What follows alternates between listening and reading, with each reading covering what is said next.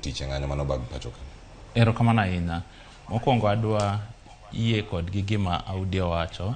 Jaduong' Audi wache maler ahinya en ni katiba kata chik ma wan go e Kenya chiwo ratiro maber kaka ng'anyo onego timre, to ng'ata nigi nyalo timo ng'anyo, nyalo ringe ndara, oting'o otas, oting' gimoro amora.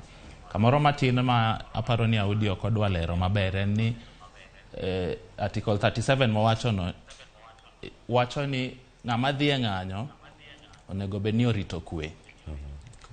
Owacho ni peaceably and unarmed. Manyiso niya, ka in e ng'anyo to onego bed ni irito kwe.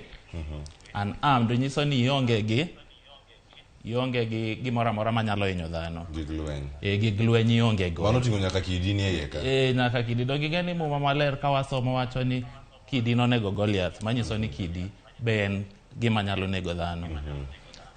Wan kaka IPOA ne watimo nonro kendo wadhi mbele gi ng'iyo. Ne wang'iyo kaka polis notiyo.